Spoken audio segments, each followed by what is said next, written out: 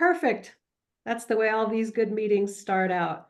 Welcome everybody to the April 2024 program of League of Women Voters Lunch and Learn. We're glad you can join us for today's program. We're going to be taking a deeper dive into what's behind recent attempts to ban books in schools and public libraries. And also we'll be exploring the social challenges that have fueled the uptick in book challenges.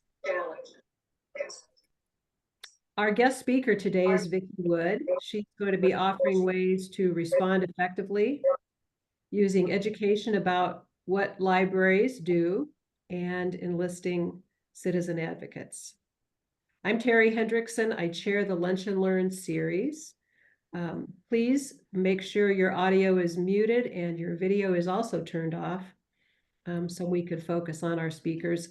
We do, for those of you who are new, use the chat function exclusively for questions and comments. So please type your questions there. I'll monitor the chat at the end of our speaker's presentation, and we'll relay those questions near the end of our program.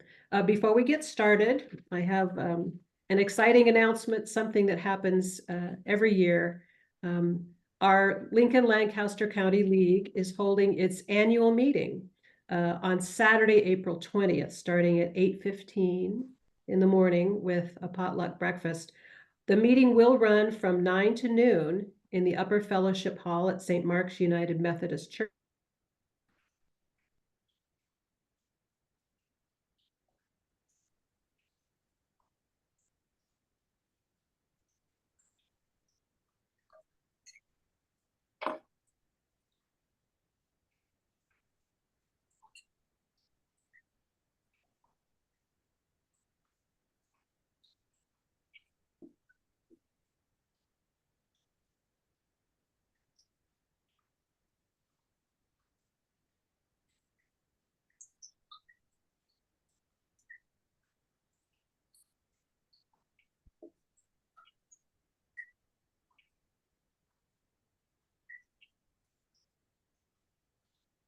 Uh-oh, she's frozen.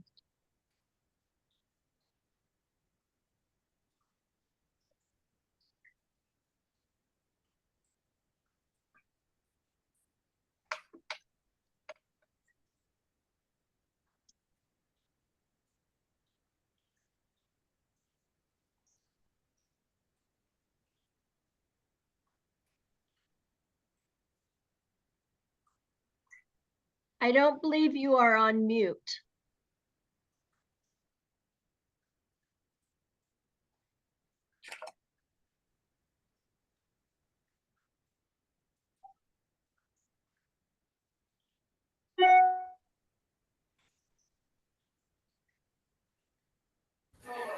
Hello, everybody. This is Clay Naff. I am helping run this meeting, and I think we got disconnected. Apologies for the technical glitch. We're trying to restore our full capacity now.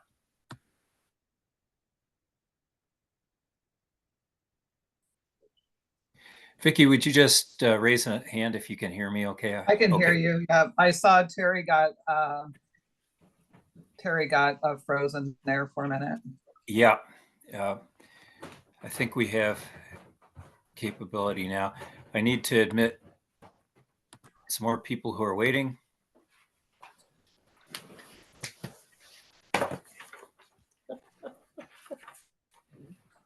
Okay. While they're being admitted, let me invite Terry to repeat her announcement, and then we'll start the program with you, Vicki. Okay, sounds good. Right here. Okay, it's a side-by-side view of your league tech person and your Lunch and Learn chair. For those of you who are joining back in, we are apologizing for the blip in service. I was just mentioning information about our annual meeting that's going to be held on the 20th of April. It will be at St. Mark's United Methodist Church, which is located at 8550 Pioneers Boulevard. So if you enter off Pioneers, enter door 8. That's where we'll be just inside. Guests are welcome. Of course, members are all encouraged to attend. We'll be conducting our organizational business for the year, the election of board members, voting on changes to our bylaws, our program positions, and also the proposed merger of our local league with our education fund. You'll be able to provide feedback to the board on the direction of the league. We always invite that. And we want to work together to help strengthen our democracy and our communities. Thanks to those of you who are joining back in. With apologies for our blip in service, I think we have recovered well. Vicki, give a wave. I can hear she you. is here.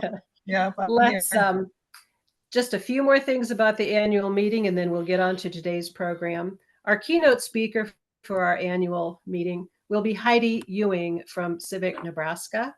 In addition, Rachel Gibson, Vice President of Action for League of Women Voters of Nebraska, will join us to provide highlights about our latest legislative session. So on with our program.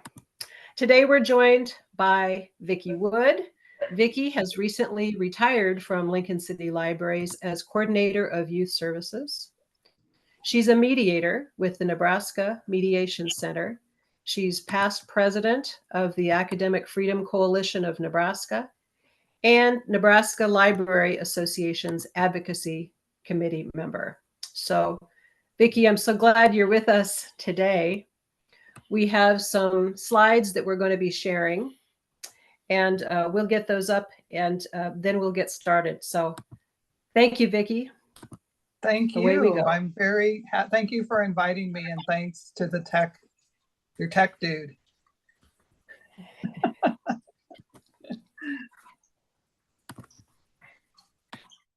Just checking, are you seeing the slides now? I am not. Okay, let me attempt to reboot those.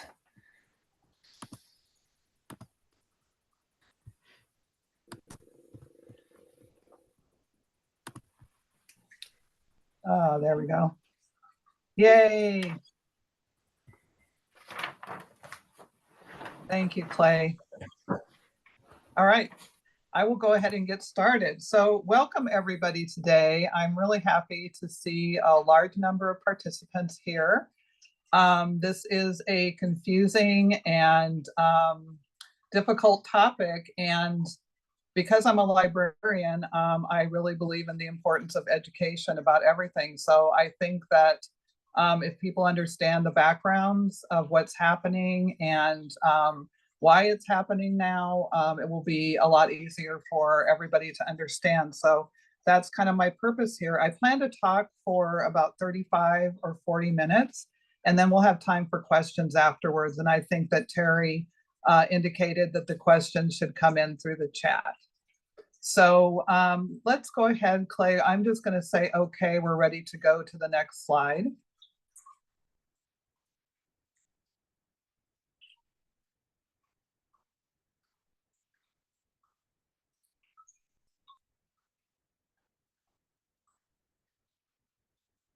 Clay, did you hear me? Okay, Okay, it looks the like one after that. are we getting frozen again? Your image is frozen, and I'm just seeing the first screen. That we Boy. Let me try this again then.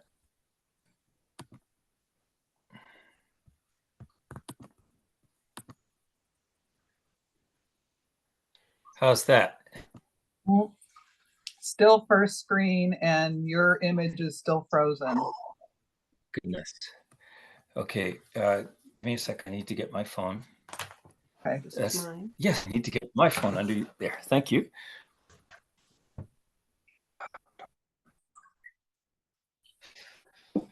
Yeah, we are connected. I don't know why that's happening.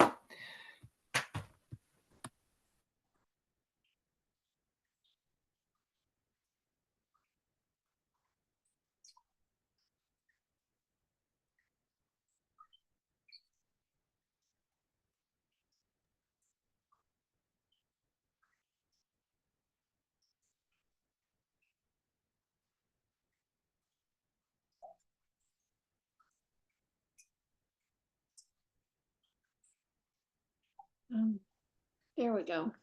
Okay, thank you. Okay, so I just want to talk about some terminology because there's lots of terms that get thrown around that are confusing to people and a lot of argument about the terms. So the first one I'm going to talk about is a book ban. Basically, there are people who are arguing that none of these books that are being removed from school and library collections are being banned because you can buy them at the bookstore, you can get them from Amazon.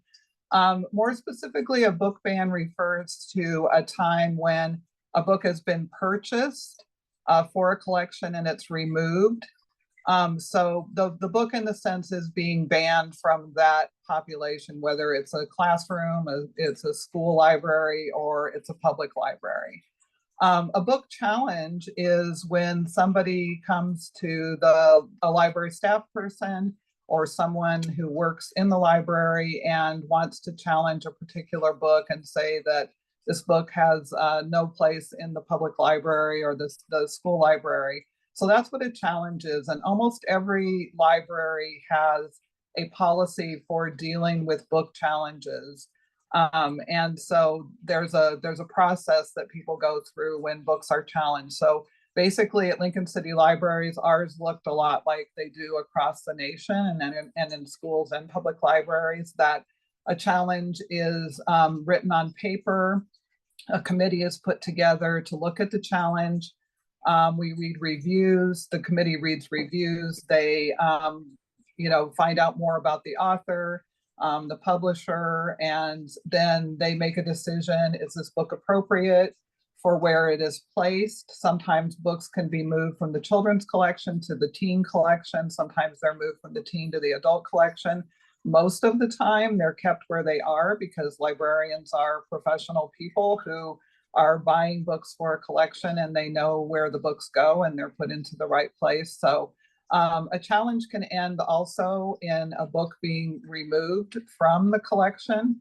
This, as far as I know, has never happened at Lincoln City Libraries, but it has happened in other places across the country. So that's the term of what a book challenge means. Another term that is thrown around a lot in this space is parents' rights. So basically, parents' rights. This is advocates for book bans and challenges say that a parent has a right to decide for their child what they want them to read and not read, what they want them to have access to, which is absolutely true. Librarians endorse this point of view 100%. We don't act in the public library in loco parentis, which means that we don't look at anything any child or anybody else for that matter is checking out and say, oh, this is not appropriate, you can't have this, because we don't know anything about a child's home life, what their parents' values are, what their restrictions are. We don't do that. It's up to the parents to do that. So we definitely endorse a parent's rights in that sense. What we don't endorse is for one parent or one group of parents to eliminate that choice for other parents.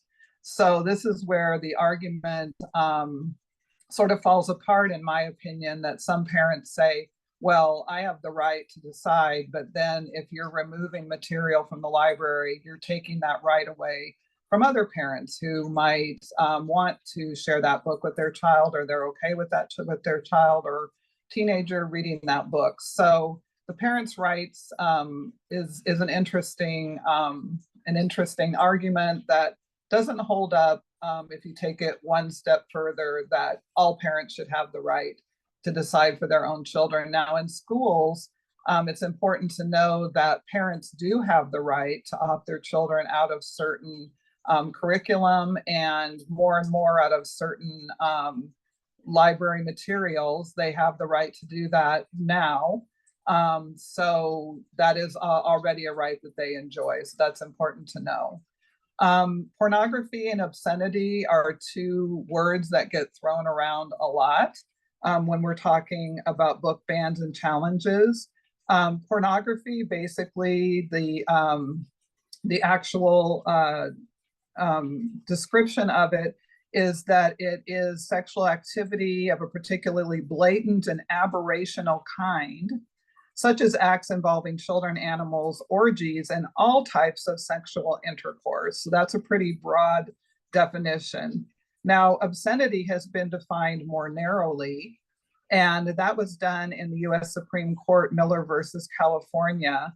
And this says that a work can be found obscene if taken as a whole, it lacks serious artistic, political, or scientific value. So with the Miller test, we know that, for instance, the statue of David is not obscene because it's a work of art. We also know that books that contain one sexual scene in them are not obscene, nor are they pornographic because they have literary or artistic value.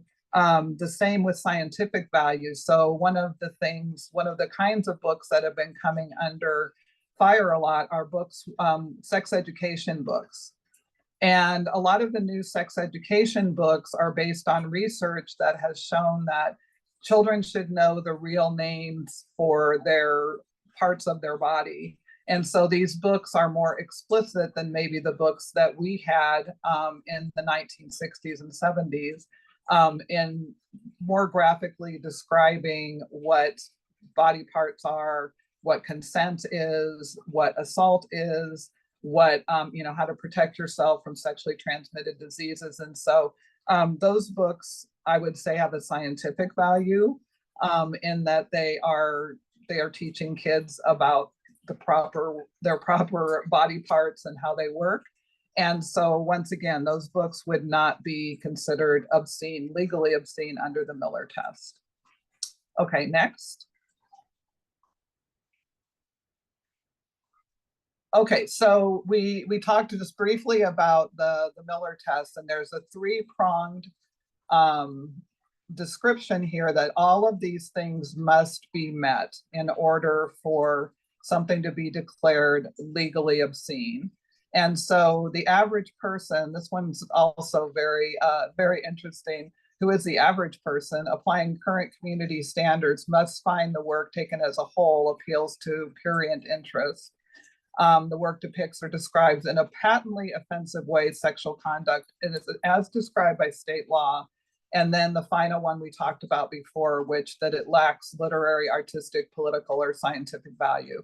Based on the Miller test, I think that almost all librarians and educators in Nebraska agree that there is no pornography and there is no obscenity in our public or school libraries right now. Okay, next.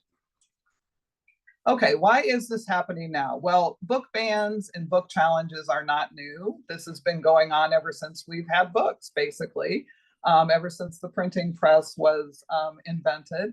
So this is not a new phenomenon, but it has been greatly accelerated in the last few years, and it's done that for a variety of different reasons. So the advent of COVID and the need to wear masks, especially when schools were closed, a group of parents got together who were very against this, against having their children miss school, against having their children wear masks. And some of those parents got together, and when COVID was quote unquote over, and when school resumed, the focus became on books, and books in the school libraries and books in public libraries. So that is one little piece of it.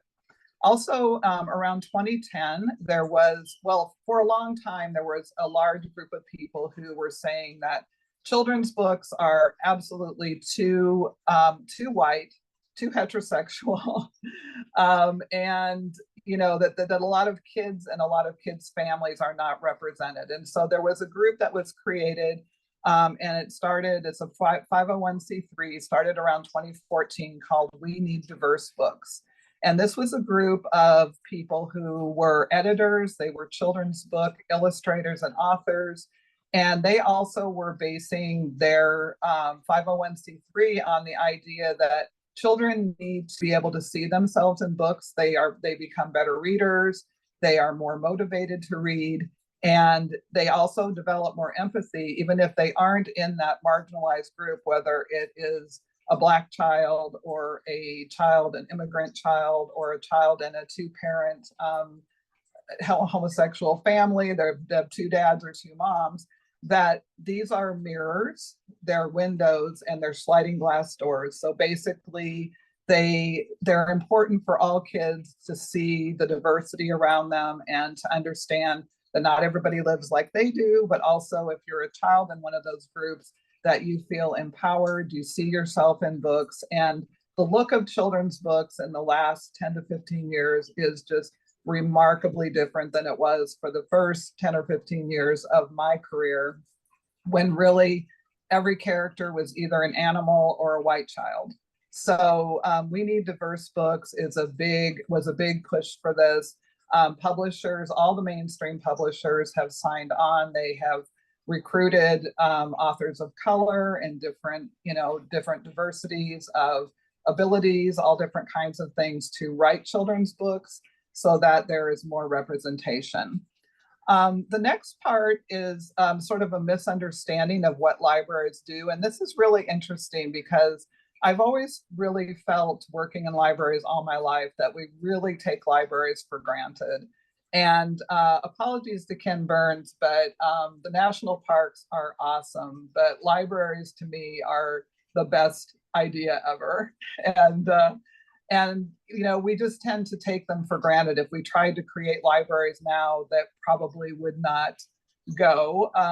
But as they stand right now, they really are these wonderful free places for democracy to thrive. They're basically holding the sum total of human intelligence and what we've learned.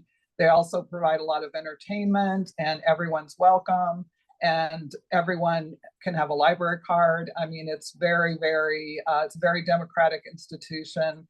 And I think that most people think that somehow libraries and librarians are gatekeepers. So I think that this is a big misunderstanding. So in other words, I think people think that we have some kind of moral point of view and we vet books, especially for children, based on our personal ideas of what's moral, which we really, really don't. As a matter of fact, I've had to buy things where I kind of had to, grin and bear it and buy something because I knew that it was part of the diversity of our collection. Some customers wanted it. And that's what we do as librarians. That's part of our professional ethics. So the Library Bill of Rights was actually adopted in 1939. So this is a long way back. This is not a new thing. And I won't read you all of the Library Bill of Rights. You can look it up if you want to. But the important thing about the Library Bill of Rights is number 2 in the Bill of Rights. Libraries should provide materials and information presenting all points of view on current and historical issues. Materials should not be proscribed or removed because of partisan or doctrinal disapproval. So I think that captures a lot of the breadth and depth of what libraries try to do. We don't just try to choose popular materials. We try to have our materials be as deep and as varied as possible. And this has really increased a lot because there's been so much more publishing happening and self-publishing happening that it actually gets a little bit difficult sometimes to, budget-wise to figure out what we want to have. But that is actually what the Library Bill of Rights states, and the American Library Association and Lincoln City Libraries have affirmed the Library Bill of Rights year after year as our professional guidance. These are our library ethics that we follow, and this is what librarians follow. And finally, there are organized national campaigns throughout the country that are seeking to challenge and ban books. There's no doubt about that because we're seeing bills in legislatures all over the country that are seeking to criminalize librarians and educators and hold them accountable.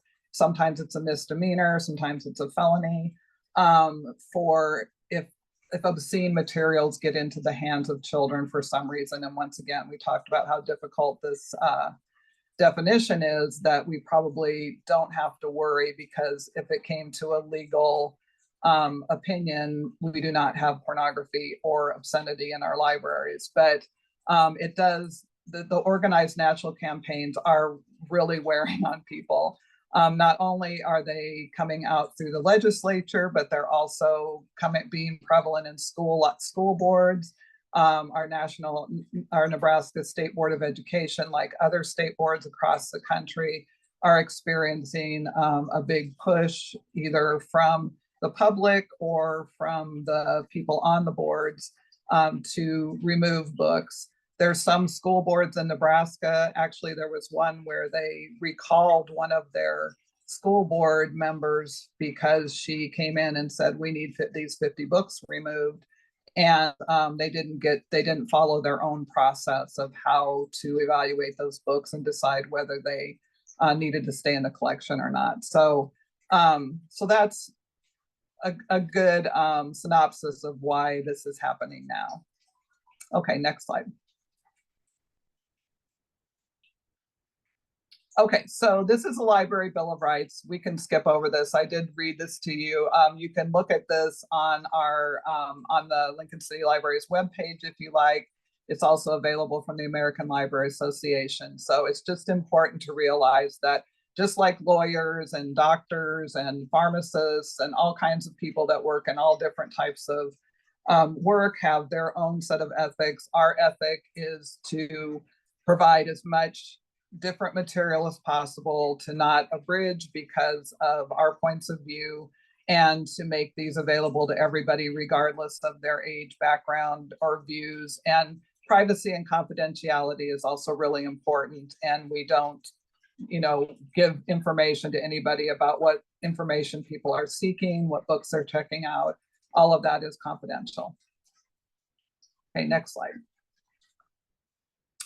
Okay, so we need diverse books. We talked about them. They are a 501c3, and you can go on their website. They also have a lovely website where they talk about who they are and what they do. I wanted to just highlight a few of the books here that have come out of the We Need Diverse Books program. So the first one, The Day You Begin by Jacqueline Woodson, is just a beautiful book about a little girl going to school the first day. She looks different than her classmates, and how kids are welcoming or not welcoming to her. It's a really beautiful book, but I could say 10 or 15 years ago, I would have never walked into our new book section, looked at the wall, and saw a child of color on the cover of a book. So this is a wonderful movement that's happening. Stella Brings the Family is a sweet little book about a girl. They're having a family night. She has two dads. She doesn't know how her classmates or her teachers are going to react to that. So this is another way that diversity has shown itself in new publishing. 1, 2, 3 for You and Me actually is a counting book, but it features photos of children with Down syndrome. So this is another thing you would have never seen unless it was a book about what Down syndrome is about. You would not see children like this represented.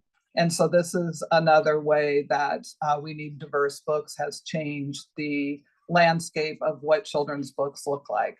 The final one, The Proudest Blue, this is a book that has been challenged a lot, and it's about a young girl who goes to school and she wears a hijab, and how she feels about that, how she explains that to her classmates, and the pride that she takes in her religious background.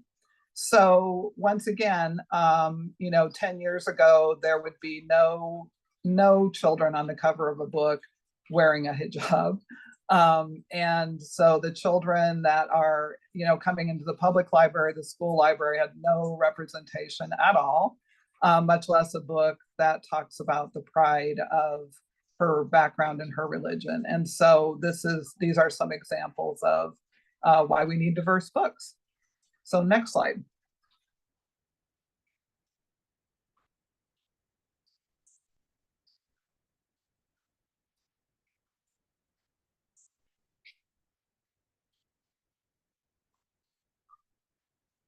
Are you seeing the next slide? No, I'm not. Oh dear. Okay, I'm gonna try to reboot it. I'm sorry that this is happening. Okay. I can talk while you're doing that. Are you just rebooting the slide? Yes, I'm attempting Okay. to do that. So people can still hear me. Yes. Okay, so let's talk about what books are being targeted. So the books that are being targeted are predominantly books that represent the LGBTQ plus community. So these would be books that are for young children, about what we talked about, like Stella and her family. These would be books about things like, what if you think that you are gay, perhaps for teenagers. They would also be books that explore kids with and teenagers and adults with a transgender identity. So that tends to be the first and the most often challenged books. And it's very interesting to me that people equate sexual identity with sex.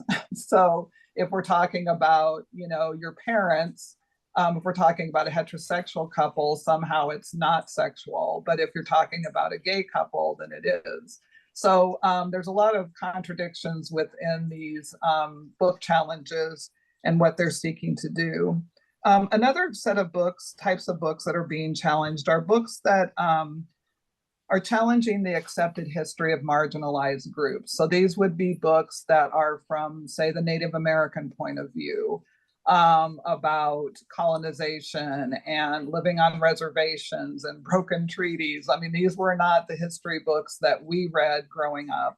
Or they could be about redlining or about discrimination, and not in the historical sense, but how those play out now. There's also a lot of books that are being published that are talking about heroes that we didn't know about before. So women who invented things, and African American people who worked on research that we never heard their names. Maybe a white man got credit for it. So a lot of biographies and a lot of books that challenge the history that we were taught growing up. And it's interesting to hear the dialogue about this, because the biggest complaint about these are that they would make white children feel bad.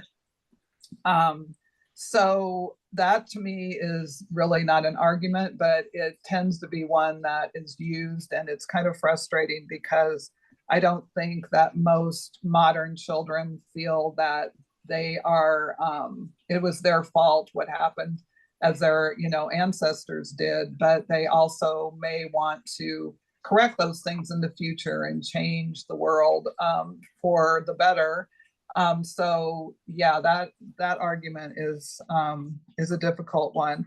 And then sex education books are another target now. So we talked a little bit at the beginning about how those have changed and are being targeted because they are more explicit.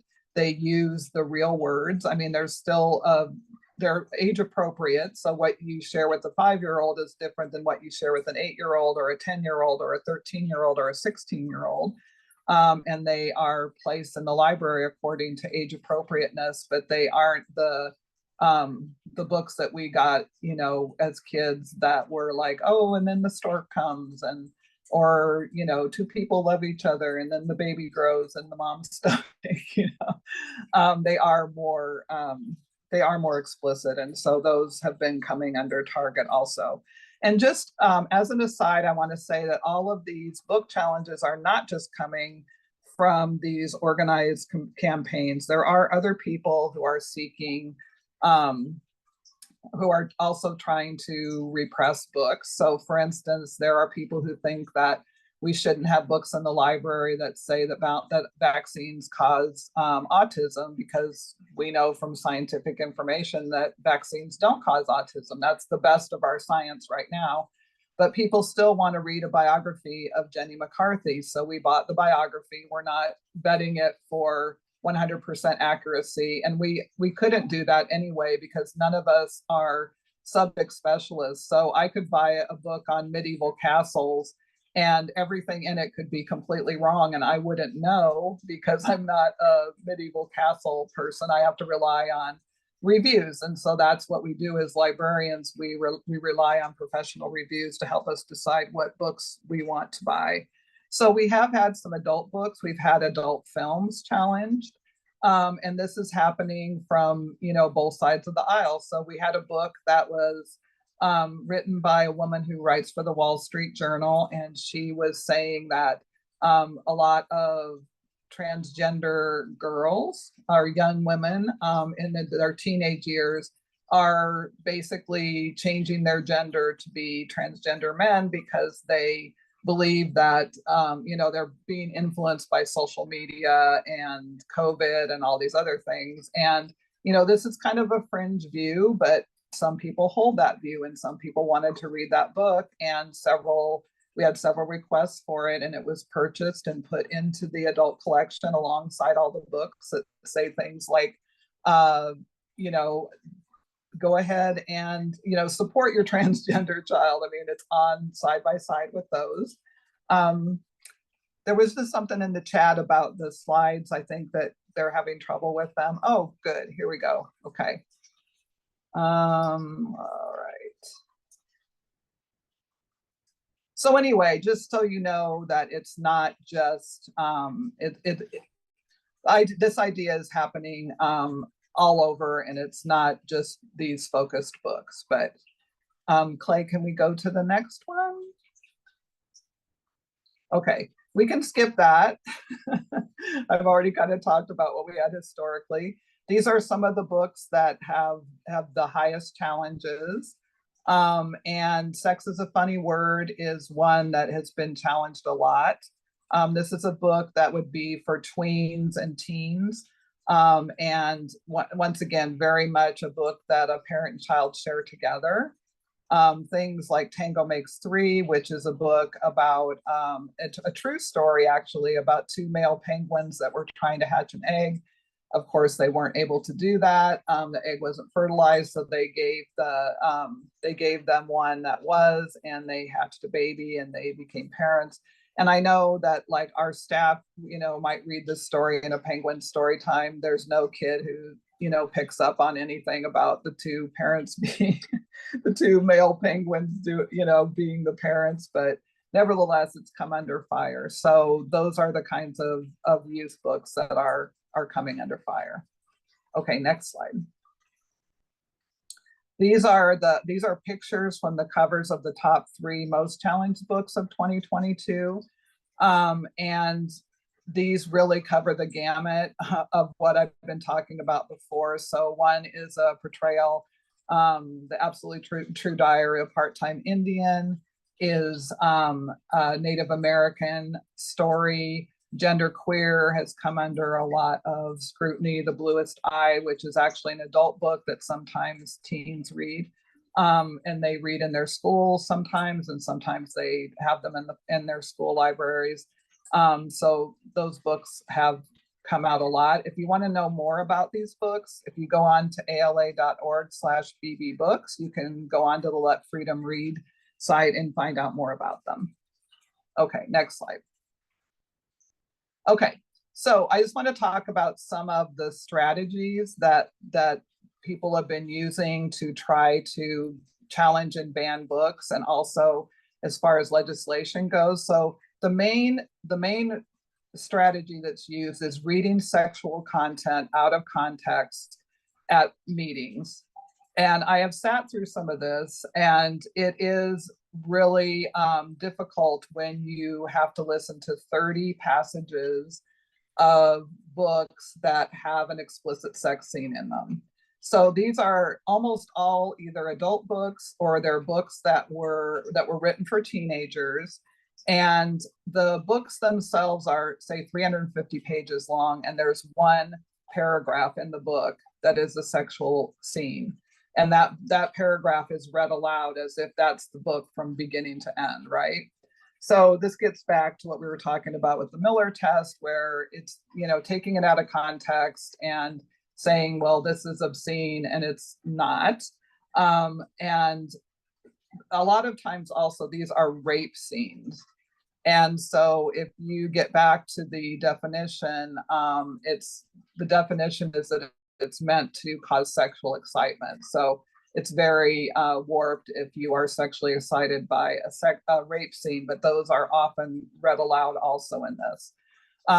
People are hiding books, checking them out and not returning them. There was actually a movement called Hide the Pride, that some people were encouraging people to just check the books out of the Pride display and not return them. And this is a really losing strategy, because the way libraries work is that if books are checking out and they disappear for some reason, and then we just buy more copies. So Hide the Pride was kind of a failed thing, but people are still hiding them. We find them under shelves, we found them turned backwards, we find them in places where they're not supposed to be, usually our shelvers.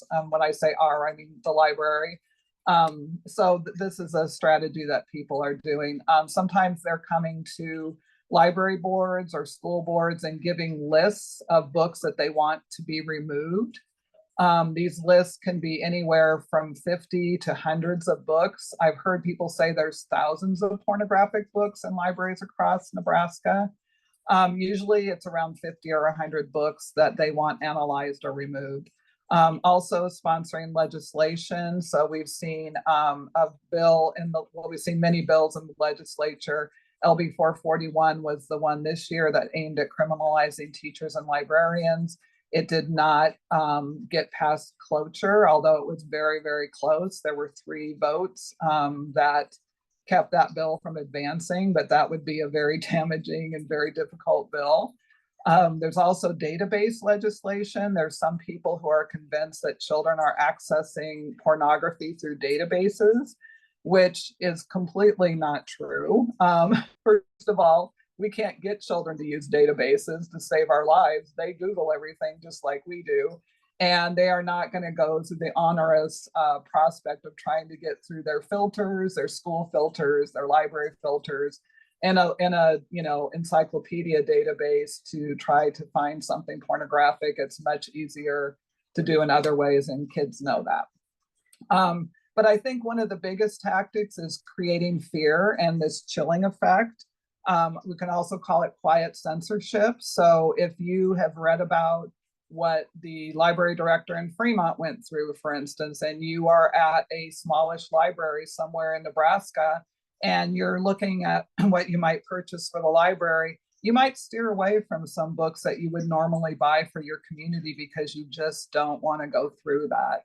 And I think that that is one of the primary strategies and tactics that's employed by these groups that are trying to remove books. Okay, let's go to the next. Okay, so how can you respond? If you care about this, if you think it's important, how can advocates respond? So libraries themselves have to follow and reiterate their policies. And I have to say Lincoln City Libraries has done a great job of this. Most libraries that are experienced with book challenges know what to do. They've educated their boards. They do intellectual freedom training for their staff, and that really helps everyone become familiar with the library values and ethics I talked about before, but also our policies and practices. How do we buy books? How do we decide where they go?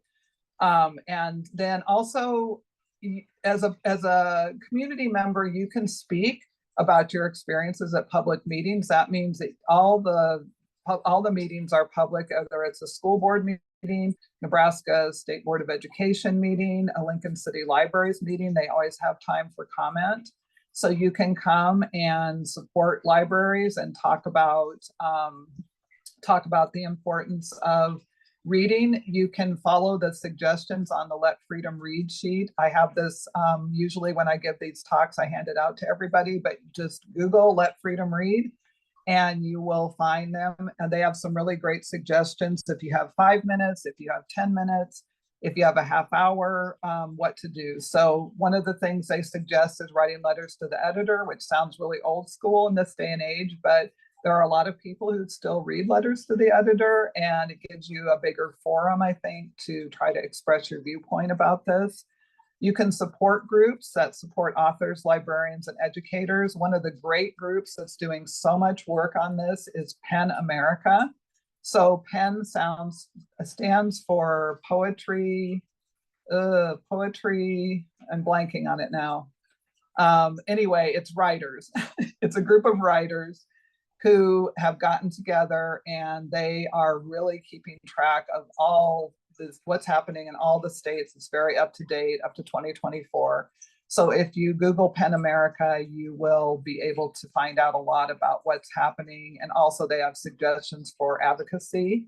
The Nebraska Library Association has something called one-click advocacy tool. This is really, really easy to use. We used it recently. 300 people weighed in on LB 441 before it went for public debate, or before it went for debate on the legislative floor. That's on the Nebraska Library Association website. And most importantly, have conversations with your family and friends. So this is so important, because this is where a lot of people, there's so much to think about. There's so much in the news, and there's so many things going on all the time. And it's really hard to have a point of view, to understand the issues, and just having casual conversations. Oh, poets, essayists, and novelists. Thank you. I just blanked on that. To have these conversations with your family and friends, to let them know about what's going on and how they can help and what the real issues are, because this is a very hot button sort of thing where if you just get a quick take, you don't really understand what it is. So Clay, can you advance to the next one?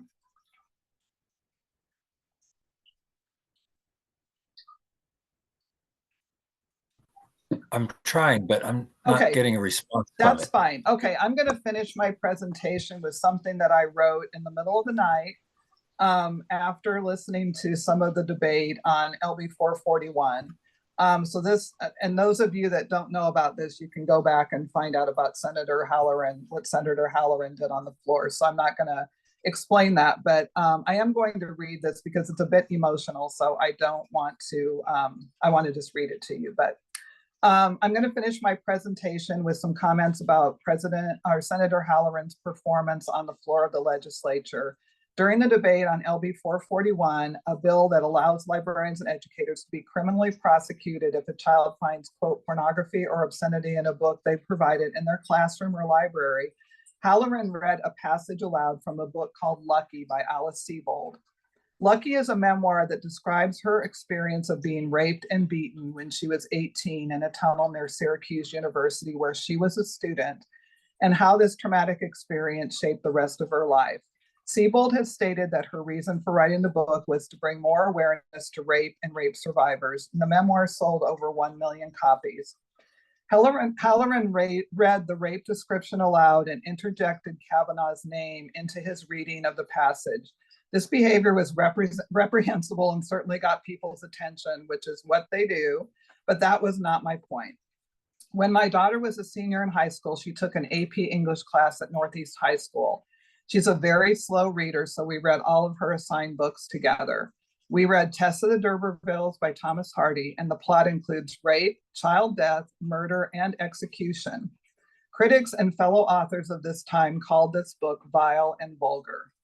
1,000 Acres by James Smiley. The plot includes the revelation that the father at the center of the novel sexually abused 2 of his daughters, and includes issues such as alcoholism, suicide, and miscarriage. We also read Romeo and Juliet, which needs no plot explication here. None of these books were written for teenagers, but all of them contain important themes relevant to young people, such as family life, decision-making, coming to terms with trauma and difficulty, healing, and of course, love, sex, and relationships. Reading these books was a bit of a slog for her, but reading these books together prompted lots of important discussions. Finally, they were able to choose a contemporary book to read. My daughter chose Perks of Being a Wallflower. This critically acclaimed debut novel by Stephen Chbosky follows observant wallflower Charlie as he charts a course to the strange world between adolescence and adulthood. There is sexual abuse, mental health struggles, suicide, and drug use. This is a book written for adolescents, about adolescents, and my daughter loved it. These mini challenge books resonate with teenagers, not because of a single sexual scene, but because they were written for them and about them and the world they live in today. We believe that 16-year-olds are mature enough to drive around 5,000 pounds of metal, hold jobs that require responsibility and judgment, and play in sports that may damage them physically. However, we don't trust them to read a novel that contains difficult topics and sometimes sexual scenes, and know that they will integrate these experiences with books into their understanding of their world. Their world also involves their family values, the movies and television they watch, the video games they play, and all of the sex-based consumerism and advertising, TikTok, YouTube videos, and literally tons of other internet content they come in contact with every day. People who seek to limit access to books both overestimate the power of books to indoctrinate and underestimate a young person's ability to synthesize information and develop an understanding of themselves and their world. I can think of no safer space than the pages of a book for a kid to explore the human experience. And that is my presentation. So I will take questions, Terry, if you want to read some to me. Yes, or I can open absolutely. up the chat. I will read it to you so you can take a break, take a breath. This has been terrific information, and thank you for persevering in the face of some technical issues here. We always hope everything is going to go smoothly. Sometimes it doesn't, but I think we're doing okay. Yeah, we're fine. There are 70 plus of us still here on the call. So here is a question from Kathy. Have you found any commonality in the sites that are being targeted for book challenges, more urban than rural or suburban or inner city? I would say the challenges are happening everywhere. The places where they're being successful tend to be the more smaller communities, just because the smaller communities have a different makeup in terms of their school boards and maybe their community itself. So that would be what I would see, but I would say that it doesn't really matter. Some of the places, the places where the legislature has passed some of these laws tend to be more conservative states. So we're talking about southern states. I know that Idaho passed a pretty limiting one. There's some that are going on right now that are going to forbid any librarians to join the American Library Association, which is their professional association. So those are still happening in places. Some of them that have passed have also been struck down when they have been legally challenged. So I think we'll continue to see that happening. Okay. So I don't see any more questions at the moment, but I'm going to read aloud some of the comments. Wonderful presentation. Thank you. Terrific. Thank you, Vicki. Here's someone who says, my library is a haven. I've never seen anyone being mistreated by a librarian. Others will say, this is comprehensive, excellent, well done. Makes me proud to support Lincoln City Libraries. So we do have a couple more minutes. If there are any questions that you want to ask of Vicki, I'm going to just read one more announcement for the good of all. We invite you to join the Lincoln-Lancaster League if you like. We do lots more than just our monthly programs.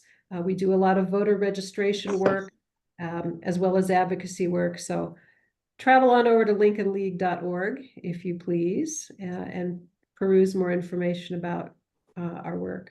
I will tell you that our May 2nd program will be focused on summer meal programs for children throughout Nebraska, and we'll be featuring Michaela Kumke with the Lincoln Food Bank.